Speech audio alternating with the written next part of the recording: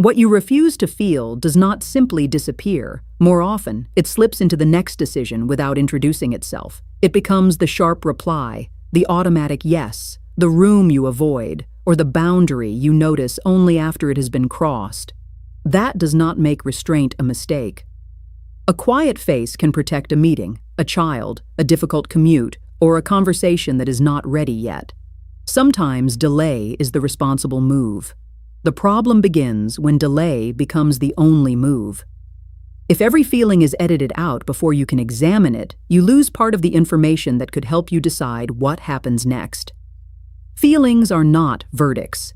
They are fast, imperfect signals about change, value, risk, loss, connection, and expectation. A signal can be useful without being literally correct. When you suppress expression, the outside may look calm while attention keeps working in the background. You may rehearse the moment, scan for the next threat, or spend energy maintaining the performance. That is not proof that an emotion caused an illness or that a body sensation has one hidden meaning. Physical symptoms deserve appropriate medical care. Emotional reflection is not a diagnostic test. There can also be a social cost. When less information reaches the other person, they may have fewer clues about what matters, what hurt, or what needs to change.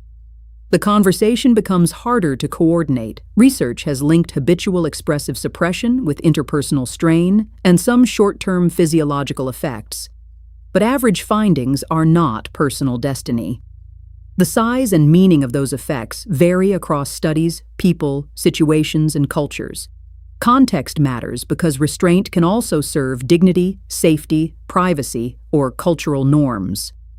Emotional skill is not maximum disclosure. It is having more than one response available and choosing deliberately. Start by separating the feeling from the story attached to it.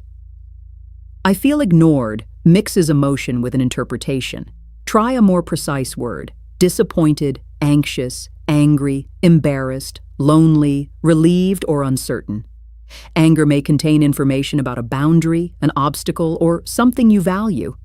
It does not automatically prove that someone else is wrong, and it does not authorize aggression. Fear may point to uncertainty, vulnerability, or a meaningful risk. It can invite preparation, a question, a smaller step, or a pause. It does not always mean stop. Sadness may mark a loss. Shame may point to belonging, standards, or exposure. Neither is a complete judgment of who you are. Each is a reason to look more carefully. First, name what is present as precisely as you can. Not for drama, and not to make the feeling permanent. Naming creates a small amount of distance between the signal and the next action. Second, notice the sequence. What happened just before it? What did your attention do? Did you go quiet, speed up, agree too quickly, withdraw, or start explaining?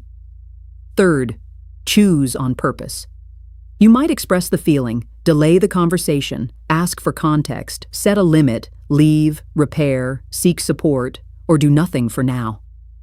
Deliberate silence is different from automatic disappearance.